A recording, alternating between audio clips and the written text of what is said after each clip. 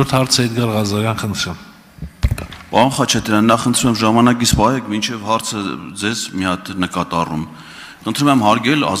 ձեր հանձնաժողովի կայացրած որոշումը այս խորհրդարանական լսումների աշխատակարգի վերաբերյալ եւ միանձնյա չհիմնավորված որոշումներ չկայացնել։ Այստեղ որևէ մեկը պարապ չի մնացել, որ ոստիկանության գեներալը նստի սպասի, ինչա թե Դանիել Յունիսյանը մի տեղից շտապում է։ Շտապումը թող գնա իր հանդիպումներին։ Այդ ինչ խնդրում եմ հարգանք ցուցաբերել խորհրդարանական լսումների մասնակիցների եւ ձեր սահմանած աշխատակարգի նկատմամբ։ Շնորհակալություն։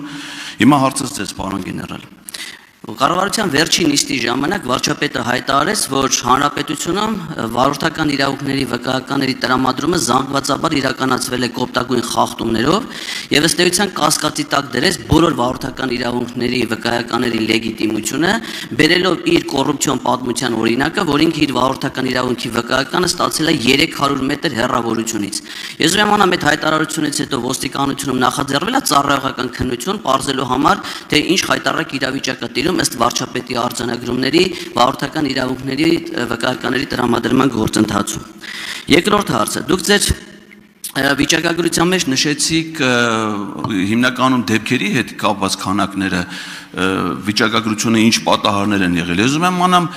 ինչքանով է կատարվել վարչապետի խոստումը 2018 թվականին ադրբեջանա-թուրքական հեղափոխությունից առաջ, որ պետք է Հայաստանում վերացվեն արագաչափերը, տեսանկարահանող սարքերը եւ այլն։ Ես ուզում եմ իմանամ, դրանք արդյոք վերացվել են, թե ավելացվել է դրանց քանակը։ Խնդրում եմ ներկայացնել վիճակագրություն տեսանկարահանող սարքերի եւ արագաչափերի վերաբերյալ մինչեւ 18 թվականը եւ 18 թվականից հետո, ինչպես նաեւ դրանց արձանագրած վարչական խախտումները, դրանց ծավալները։ Արդյոք այդ ամեն ինչը եթե չի ազդում ճանապարհային երթևեկության անվտանգության վրա, հիմնական նպատակը մեր ժողովրդին թալանի եւ կեղեքման նոր մեթոդ կիրառելով կեղեքելը չի եղել։ Հաջորդ հարցը վերաբերվում է ոստիկանության ծառայողի կողմից, որը ուղեկցել էր վարչապետի Ավտոյ Շարասյանը ազգային ժողովում կանոնակարգով չնախատեսված հանդիպմանը մասնակցելու համար հղի կնոջը սպանելու։ Ես գիտեմ, որ ոստիկանության գործունեությունը իհարկե բացի օպերատիվ բնույթ կրելուց նաև որոշակի իմաստով պլանավորում է։ Ես ուզում եմ իմանամ, այդ անպատիժ մնացած ոստիկանի ազատության մեջ գտնվելուց հետո ոստիկանությունը մինչև տարեվերջ քանի մարդ է նախատեսում սպանել վարչապետին ուղեկցելու ընթացքում։ Շնորհակալություն։ Պարոն Ղազարյան, շնորհակալություն հարցերի համար, բայց ձերի 3 հարցերն էլ այսօրվա օրակարգի հետ կապված չեն, խնդրեմ գրավորտի մեկ, մանրամասը կպատասխանենք բոլոր հարցերով։ Ճանապարհատրանսպորտային պատահարների հետ կապ չունեցող խնդիրներ են դրանք, այսօրվա քննարկման կոնկրետ։ Պարոն գեներալ, դուք կարծում եք, որ վարորդական իրավունքի վկայականի օրինական, անօրինական լինելը կապ չունի երթևեկության անվտանգության հետ, թե երթևեկության անվտանգության հետ կապ չունեն արագաչափերը կամ տեսանկարահանող սարքերը, դրանց արձանագրումները, թե ոստիկանության ծառայողների մարդկանց վթարի ենթարկելը եւ նրանց մահվան պատճառ դրանից որը մեկը կապ չուներ երթևեկության անվտանգության խնդիրների հետ ճանապարհային երթևեկության։ Խնդրում եմ պարզաբանել։ Վերջին դեպքը, քանի որ գտնվում է դատական փուլում, ես չեմ կարող ոչինչ ասել։ Վերջին դեպքի հետ կապված, գիտեք, հղի կնոջ վրա երթի հետ կապված դատական գործընթացներ են ընթանում, ես ոչինչ չեմ կարող պատասխանել այդ պահին, երևի ճիշտ կլինի ինձ չդիմել տվյալ դեպքի հետ կապված։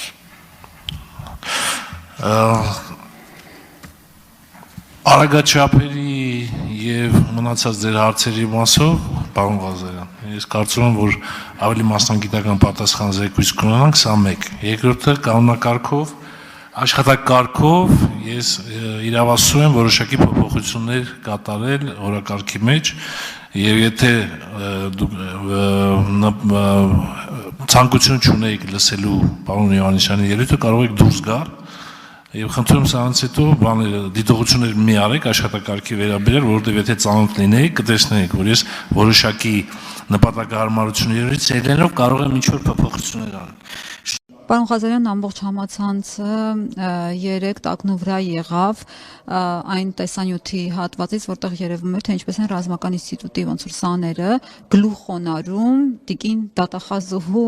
առջև, ընդհանրապես այդ տեսարանը ինչ տպավորություն թողեց ձեր մոտ եւ ըստ ձեզ որ շարային կանոնադրության մեջ է սահմանված, որ այդ մեր զինվորները պետք է այդպես խոնարհվեն դատախազի առաջ։ Նման կանոնակարգում չկա եւ ես անկեղծ ասած չեմ կարողանում հասկանալ, թե տիկին գլխավոր դատախազը ինչ է ուզում մեր զինված ուժերից։ որովհետև ես դեռ նախորդ տարի արձանագրել նրա այցելությունները երկրորդ բանակային կորպուս, երրորդ բանակային կորպուս, որտեղ որ հանդիպումներ ունենում հրամանատարների հետ, այցելում հրամանատարաշտաբային կետեր, ծանոթանում իր իրավասությունների հետ որևէ առնչություն չունեցող գաղտնիք պարունակող, ռազմական գաղտնիք պարունակող եւ միայն պաշտպանական կամ մարտական գործողություն վերաբերող փաստաթղթերին, մասնակցում ինչ-որ խորհրդակցությունների, ներկայանում զինվորական համազգեստով, սրանք բացարձակ անընդունելի, անթույլատրելի դրսևորումներ են։ Իսկ ինչ վերաբերում է այդ վարպետաց դասերին, որի շրջանակներում ինքը գնացել է ռազմական ակադեմիա, այս պայդրությամբ մենք երկու իրավաբանության վարպետներ ունենք, մեկը վարպետ Անահիտն է, Անահիտ Մանասյանը, գլխավոր դատախազի ընկերուհին, որը որ վերջերս վարպետաց դասեր անցկացրել Եվրասիական համալսարանում եւ հիմա վարպետաց դասը անցկացնում գլխավոր դատախազը։ Ես կարծում եմ, որ ցանկացած պաշտոնյա իր գործունեությունը կազմակերպելուց պետք է ժամանակ ծախսի եւ ծանոթանա այն օրենքներին,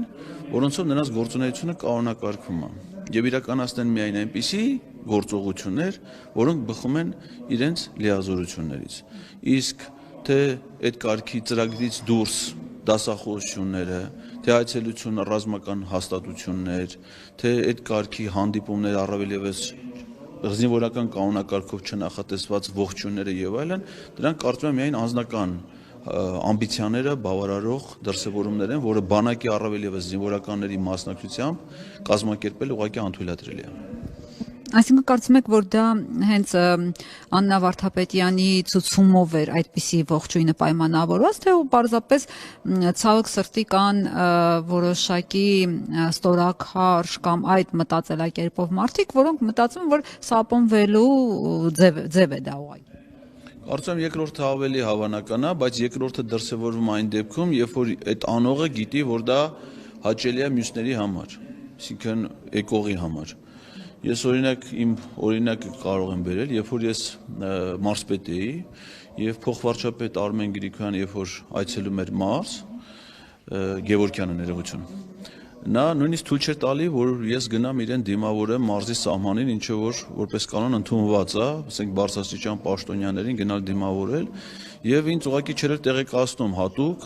թե ինքը որ մասում է, ես վարորդին է իր զանգում, փորձելով հասկանալ, թե որ մասում են հասել, որ գոնե մարզպետարանի շենքի դիմաց իրան դիմավորեմ, այլ ոչ թե իմ աշխատասենյակում։ Այսինքն եւ այդ վարքը դրսևորող փոխվարչապետի կամ նախարարի պարագայում դու այլևս երբ որ գիտես թե ինքը ինչ վերաբերմունք ունի, ինչ կեցվածք ունի այդ կարգի հարաբերություններին, ըստ դրա ավել որևէ բան մտածելու անհրաժեշտություններ չի առաջանում։ Եվ նույնը հակառակն է։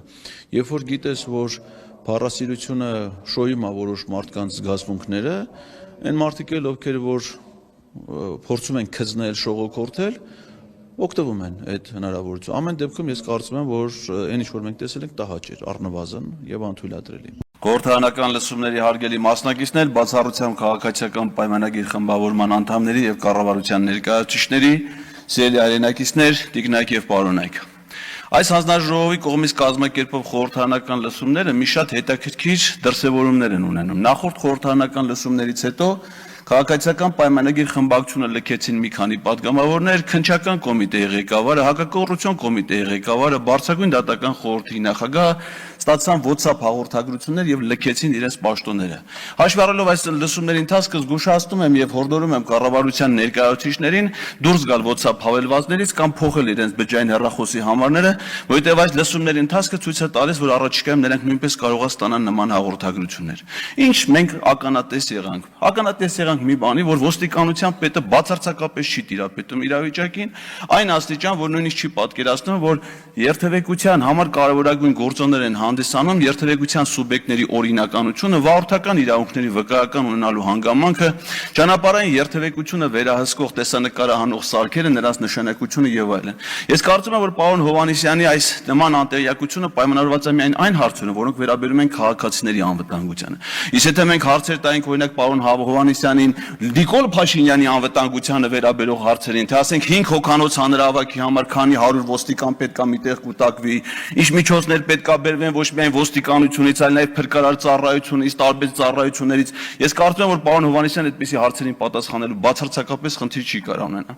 Իսկ երբ որ մենք հնչեցնում ենք քաղաքական հարցեր, պարզվում է, որ մենք գտնում ենք մի ազգային ժողովում, որտեղ քաղաքական գործիչները անհանգստանում են, որ այստեղ քաղաքական ելույթներ են լնում, ելույթներում քաղաքական շեշտադրումներ են լնում։ Դրանք հիմնականում վերաբերում են այն մարդկանց, որոնք այստեղ գտնվելու իրավունք ուղղակի չունեն։ Դոլարով միլիոնատեր օլիգարխները, որոնք չգիտես ոնց են հարստացել, ոնց են այստեղ հայտնվել, իրանք այստեղ դիսկոմֆորտ կզգան այնքան, ինչքան որ ես կարող եմ դիսկոմֆորտ զգայի Մոնտե Կարլոյի կազինոյում։ Մենք գնալու սաուն ձևով փոխանցեմ Էդգար Ղազարյանին, որին շնորհակալություն։ Եթե ձեր հարցադրումը տեղ ունի, նշանակում է սահմանադրական դատանի դատավորները չեն կարդացել սահմանադրական դատանի մասին սահմանադրական օրենքը, որովհետև այդ օրենքով ասում է, եթե դատավորը իր պաշտոնական պարտականությունների կապված խնդիրներ է տեսնում, ինքը դիմում է իրավասու մարմիններին եւ սահմանադրական դատարանին։ Հիմա եթե իրենք ասել են, եթե ձեր հարցը տենց եմ հասկանում, որ աշխատակազմի ղեկավարը դիմի, նշանակում է, ով որ դա ասել է, ուրեմն օրենքը չի կարդացել այն օրենքը, որով իրենց գործունեությունը կարգավորում է, որովհետև այդ օրենքում գրած է, որ իրենք պիտի անձամբ դիմեն։ Սահմանադրական դատանի աշխատակազմի ղեկավարի գործառույթները սահմանված են սահմանադրական դատանի աշխատակարգով։ Եվ այդ աշխատակարգը չի նախատեսում, որ ՍԴ աշխատակազմի ղեկավարը ՍԴ դատավորի օմբուդսմենն է։ Ինքը հետևում է մամուլի հրապարակումներին, արձանագրումներին եւ հաղորդումներ աներկայացնում իր իրավասությունների մեջ դա ընդհանրապես չի մտնում։ Դա պետքա դատավորը աներ։ Հիմա ասում է դատավորները չեն արել, իրանք նման անհանգստություն չեն զգացել։ Սա դա աշխատակազմի ղեկավար, մի հատ նամակ է գրել, այս մանրամաս հաջորդ նիստին կներկայացնեմ, էլի։ Նամակ։ Գրություն չի, է դա։ Նամակ։ Ոչ հաղորդում է հանցագործության մասին, ոչ որևէ հանցանքի մասին վկայություն կա, որևէ քրեական օրենսգրքի հոդվածի վկայություն կա։ Ու մեկ է գալիս է պարզում ասում ենք լավ գոնե եթե այդ մարդիկ տուժող են, տուժող ճանաչեք, ասում է չէ, պարզում է շահող են։ Ես այսօր շնորհավորում եմ սահմանադրական դատանի բոլոր դատավորներին, որոնք ես ու գործ փաստու դատանի որոշմամբ պարզվում որ շահառու են, շահել են։ Բայց եթե չեն տուժե, հայերենում բան կա, չէ, հոմանիշներ եւ հականիշներ։ Եթե մարդը չի տուժե որևէ բանի գործողություններից, ուրեմն շահել է։ Բայց թե ինչ են շահել, դա ես լավ չեմ հասկանում։ Եթե չեն տուժե, ես այս դատանում ինչ գործ ունեմ։ Ձեր ասած հոդվածը, որ դատավորները պիտի պաշտպանված լինեն, որ հարց եք տալ։ Այո, դա շատ խելամիտ տրամաբանական հոդված է, եւ դա ՍԴ-ին չի վերաբերում։ Տեսեք, հիմա ընթանում է դատական նիստ, չէ՞։ Շատ որոշակիա թե ով է դատավորը, որոշակիա թե ով է դատախազը, ով է այս գործով քննիչը, ով է այս գործով պաշտպանը, չէ՞։ Եթե դատան այս ընթացքում կայացնի որոշումներ, որոնք ընդհանրապես հարկադիր կատարման ենթակա են, պարզ կլինի, թե ով է հարկադիր կատարողը։ Հետևաբար դատավարության ընթացքում չի կարելի նրանցից որևէ մեկի հասցեին, որևէ արատավորող տեղեկություններ տարածել, որը ազդի իր ենթադրյալ վարքագծի հետևաբար արդարադատության վրա։ Այս 490 հոդվածը պաշտպանում է սուբյեկտներին այդ կարգի իրավահարաբերություններից։ Սահմանադրական դատանի վերաբերյալ իմ գնահատողական դատողությունները, համեմատությունները, կարծիքները հնչել են սահմանադրական դատանի որոշումը կայացնելուց հետո, այսինքն իրանք չեն ասում ընդհանրապես սահմանադրական դատանի հասել, ասում են կոնկրետ Հայաստանի, Ադրբեջանի սահմանային հանձնաժողովների կանոնակարգի որոշման վերաբերյալ այդ որոշումն է կցված գործի նյութերին։ Որոշումը կայացվել է սեպտեմբերի 24-ին։ Այո, որոշումը կայացվել է սեպտեմբերի 24-ին, պաշտոնապես հրապարակվել է սեպտեմբերի 26-ին, իմ ելույթները սկսել են հոկտեմբերից։ Այսինքն վերջնական ուժի մեջ մտած, ես որևէ ձևով չեմ ազդել իրենց որոշման վրա, իրենց գործողությունների վրա, չեմ ուղղորդել որևէ ձևով, ասենք շանտաժ չի իրականացվել, ասենք եթե դու այդ որոշումը կայացնեք, ես կասեմ, որ դուք դες բաներ չի եղել, իսկ այդ հոդվածը 490-ը պաշտպանում է այդ տիպի արդարադատությունը պաշտպանում է այդ տիպի գործողություններից։ Այսինքն տեղի ունեցածը եւ հոդվածի դիսպոզիցիան իրար հետ բացարձակապես առնչություն չունեն։ Ուղղակի ինչի են ընտրել այդ հոդվածը, որովհետեւ դա նախատեսում է 5 տարվա զտազրկում։ Կամ բան։ Չեն կարալու, դա շատ խեղճ է այս գործը, իրավական առումով չափազանց խեղճ է։ Հիմա մենք հաջորդ դատական նիստերին ես նաև տեխնոլոգիան ես ձեզ կներկայացնեմ, եթե գաք դատական նիստ, թե ինչպես է այս վարույթը ընդհանրապես գնացել, ամսաթվերով։ Ու դուք կտեսնեք, թե ինչ իրավական դատարկության հետ մենք գործ ունենք։ Կհիշեցնեք Տիլանյանի վերաբերյալ ինչ էիք ասել կոնկրետ։ Դե ինքը թող ասել, փաստորեն իրան դուր է եկել ինչ որ ասել եմ։ մեղադրանքի մեջ կա, մեղադրանքը կտամ, որովհետև մնաց չստասի, որ հիմա նորից հրապարակում եմ ինչ-որ բանը բռնենք, տանենք կտամ մեղադրանքը կծանոթանանք։ Ամեն դեպքում, եթե չեմ սխալվում, Վարդկան, ուզում եմ հիշել, որ հստակ լինի։ Նոր ասեցի, ոնց որ Վարդկան Ահաբեկիչ։ Հա, Վարդկան Ահաբեկիչը համարում եք գնահատողական դատողություն։ Բայց դուք մտածում եք Արման Դիլանյանը չարման կապած, Կալաշնիկով ավտոմատով պիկապի բագաժնիկում նստած Վարդկան Ահաբեկիչ, հա, խալաթով։ Ինչու՞ է դա գնահատողական դատողություն, օրինակ։ Հա? Համեմատել եմ նրա գործողությունները Վարդկան Ահաբեկչի գործողություն։ Այսինքն դուք օրինակ հիմա որ լսում եք ենթադրենք ես ինչ դատավորը Վարդկա բանը մորուքով ես պիկապում նստած կալաշնիկով որ լսում եք Վարդկան Ահաբեկիչ տենց եք պատկերացնում։ Իսկ թվում է երկու մարդ հատես պատկերացրել։ Իմ կարծիքով բան կա, չէ, իրավաբանության մեջ կա անաչառ դիտորդ։ Ասենք բացի քննիչից ու դատախազից ուրիշ ոչ մեկը նրանց չի պատկերացրել Վարդկան Ահաբեկիչի տեսքյուն։ Բոլոր նորմալ մարդիկ դա հասկացել են որպես նրանց գործունեության համեմատություն դրա հետ։ Իսկ թե ինչու՞մ է այդ համեմատության հիմքը, ես նաև իմ ելույթներում եմ ներկայացրել։ Այսինքն օրինակ վարսկանության մասում իրանց աշխատավարձը, որը մի քանի անգամ բարձրացել է ադրբեջանա-թուրքական հեղափոխությունից հետո։ Օրինակ գիտեք, ասենք, որ հիմա Վահե Գրիգորյանը օրինակ հայտարարագրել է իր եկամուտներում ամսական 1 միլիոն 700 հազար դրամ աշխատավարձ միայն ՍԴ-ից Եվ Սահմանադրական դատանը 2023 թվականին կայացրել ըստ էության ընդամենը 9 որոշում։ Այսինքն այդ մարդիկ որոշները աշխատանքի համար են փոստանում։ Պարոն Ղազարյան, ասում եք մեղադրանքը իրավական առումով շատ խեղճ է, ամեն դեպքում դատական նիստի ընթացքը հուշում է, որ դատավորը աննահանջ է, հիմա կոնկրետ միջնորդություն է մերժվել, պարզ միջնորդություն, որը որ ակնկալում էր մի քանի հարցերի պատասխանել, այս ընթացքը ինչպես պետք է գնահատել։ Դե իհարկե մեզ համար դրական կլներ, եթե բավարարվեն այն միջնորդությունները, առավել ևս որ դրանք շատ հիմնավոր են եւ փաստարկված են եւ ունեն եւ տրամաբանական եւ իրավական հիմնավորումներ, բայց դե որևէ մեկը չի կարող դատավորին իր պաշտոնական լիազորությունը իրականացման ընթացքում գնահատականներ տալ այդ որոշումները կարող են բողոքարկվել եւ կարծում եմ որ այս этаպը հստակ արձանագրվում է եւ դատանի որոշումներն են արձանագրվում եւ նիստն է տեսագրվում, ձայնագրվում, նաեւ տեսագրվում ող եթերով հեռարձակվում, այնպես որ հաջորդ փուլերում մենք անպայման կանդրադառնանք այս դատաքննության բոլոր process-ներին եւ ի վերջո, եթե հետագայում բողոքարկման անհրաժեշտություն լինի, բոլոր այս գործոնները բողոքարկման ժամանակ հաշվի կառնվեն։ Պարոն Ղազարյան, եւս ձեզ ինչ է 9 դատավորներից մի քանիսը հատկապես մաս կազմել այդ նամակին։ Ներողություն։ 9 դատավորներից մի քանիսն են մաս կազմել փաստորեն այդ նամակին։ Չէ, նամակը մենակ Սահմանադրական դատանի աշխատող ոչ մի դատավոր ոչ մի պահանջ չունի։ Չունի պահանջ։ Չէ, մենակ Սահմանադրական դատանի աշխատակազմի ղեկավարը մեծ նամակ է գրել Աննա Վարդապետյանի։ Որ դատավորների անունը։ Ինքը դա նամակի մեջ ոչ դատավորի անունն է գրել, ոչ իմ անունն է գրել։ Այսինքն ոչ ինքը ասել է Էդգար Ղազարյանը կամ էս ինչ Էդգար Ղազարյանը եւ էս ինչը։ Ոչ ասել է ով ինչ արել, ում դեմ արել, ընդհանուր նամակ, ասենք օրինակ կարար գրել, սիրելի Աննա, վերջին շրջանում ես շատ անհանգիստ եմ դա։ Մոտավորապես այս մի հատ նամակ է, էլի։ Վերջին շրջանում ես Սահմանադրական դատանի հասցեին հնչում եմ, հիմա նույն ձևի կարար գրել կամ հարգելի Աննա, շուտատես ավելի ճիշտ է։ Հարգելի Աննա, վերջին շրջանում, հատկապես ադրբեջանա-թուրքական հեղափոխությունից հետո, ես շատ անհանգիստ եմ, գիշերները համարյա թե չեմ քնում, իմ աչքի առաջ տեղի են ունենում իրադարձությունները իմ աշխատանքի բնույթով, եւ որ տենում եմ մարդիկ ոնց են հսկայական փողերի դիմաց իրականացնում, ես մատ նամակ խնդրում եմ ձեր իրավասությունների շրջանակներում վերականգնեք ինձ իմ քունը։ Պարոն Ղազարյան, պատասխան նամակներով փորձելու եք առանձին դատավորներից ճշտել, վիրավորվել են, ինչ են զգում։ Չէ, չի էլ է ոչ։ Չէ, դուք պատասխան նամակներով։ Չէ, ես ինչ գործ ունեմ այդ մարդիկ գոհ են, այդ մարդիկ են բան են, մենք եք մեր սայր ասած, ասում այս մարդը չի բողոքում, չեք այնցանը որ այս մարդը բողոքի։ Բողոքող չկա ոչ մի դատավոր չի բողոքի, Ռևազն է, չէ, Ռևազի պատմում, այս մարդ Ռևազ չի բողոքում, չեք այնցանը որ բողոքի։ Բողոքող չկա։ Ոչ բողոքող կա, ոչ հանցան կա, ոչ քերական օրենսգրքի հոդված կա, հենա դատարանն ասում է տուժող էլ չկա։ Սաղ շահող են։ Մեջների տուժողը ես եմ, որ գործս թողել եմ գալիս դու կապեք, նստի դատա։ Շնորհակալություն։ Ասում եմ, որ եթե ՍԴ աշխատակազմի ղեկավարի փոխարեն եթե ՍԴ հավաքարարներ նման նամակ գրեր, ուրեմն նորից նույն գործը կհանձնվի։ Ես ՍԴ հավաքարարներին ճանաչում եմ, նրանք այդպես ամիտ բան չէին անի։ Շնորհակալություն։ Այսքանով ավարտում ենք մեր ուղիղ եթերը Երևան քաղաքի առաջին ատյանին